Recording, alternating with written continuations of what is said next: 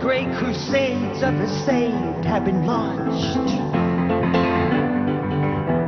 The heretic searches and inquisitorial taunts over you. At least that's what was said by the ones who were dreaming of lifting their heads over you. Over you.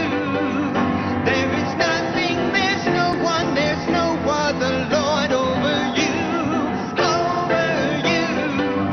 You're the great King, the one God, the Lord of us all. There is none. There is none over you. Over you.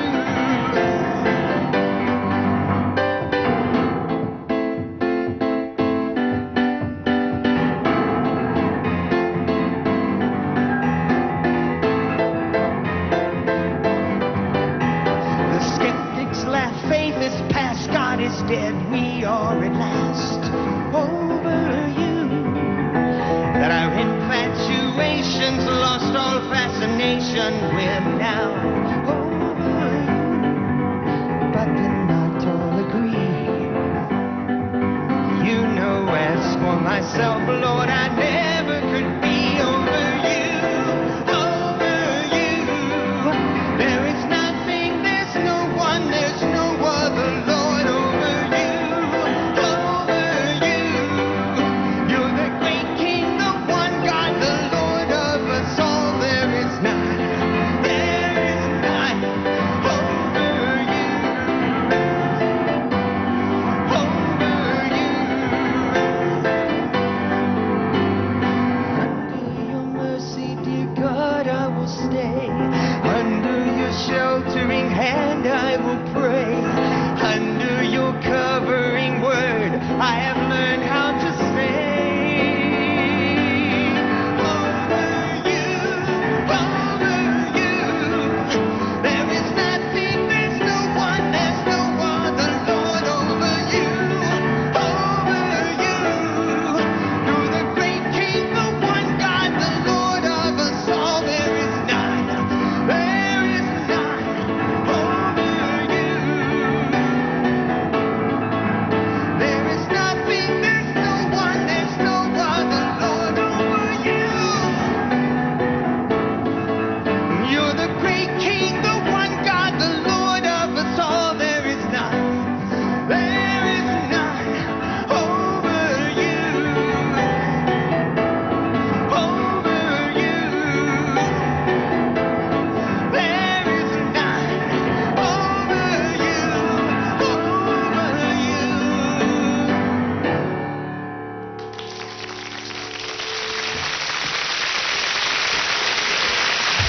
David Meece.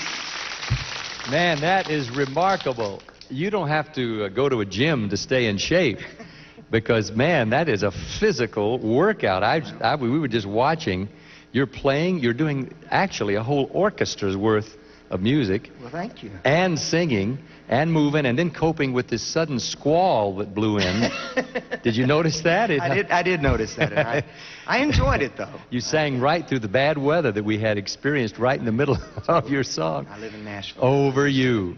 That is a great song. You, like, I guess all your songs that you've recorded virtually, you wrote that one too. Yes, I wrote, in fact, on the new album, Once in a Lifetime, it was one of those things where we sat down and tried to decide whether or not to do all original material, because on all my records, almost all my records, written all my own stuff, because we wanted to deal with the theme of recovery, and but fortunately God was very gracious and gave me enough tunes to do it myself.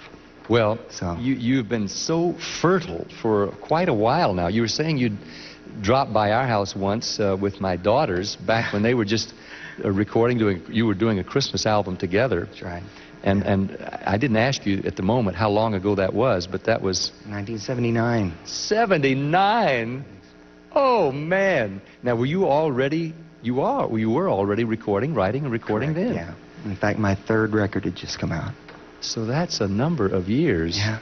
I'm still out there too. And the songs keep coming, and the yeah, you're fortunately, you know, every time I finish a record, I think, oh, I'll never. That's it. that's all the That's it. It's ideas, all. even the words. I've used you- every word there is. And Yeah, you know, and you think, well, it'll never come again, and it's always a panic, a little bit of a panic. And my wife always jokes with me because she said, well, you say that every time you make a record. Yeah. And I said, yeah, but this time nothing's coming. Then all of a sudden, just wham. You know what? That is the surest sign that it's a gift from God, because obviously He never runs out. That's right. And if He's giving you the abilities, the talents, the inspiration, literally, then there's never going to be a shortage. It'll be there when you need it. Yeah.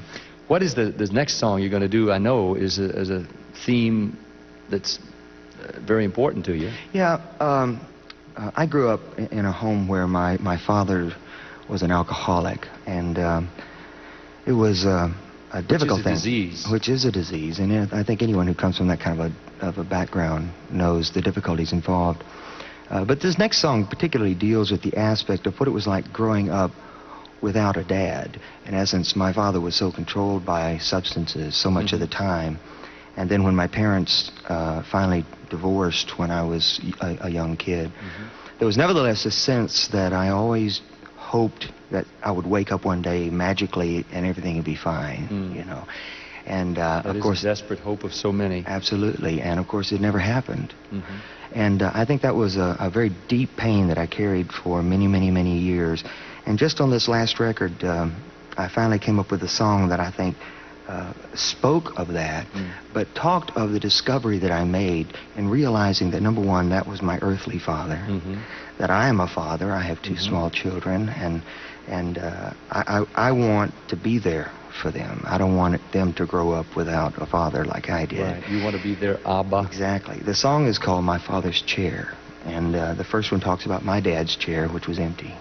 The second verse is my chair, which I pray I'll always be there for. And the third belongs to my Heavenly Father. I hope we have lots of folks listening who've suffered through the deprivation that you did, because our image of our Heavenly Father is meant to be conveyed to us by our earthly Father. And if He's not there to do it, a lot of people have trouble relating to a God who loves them no matter what, who's supportive, who will never leave them.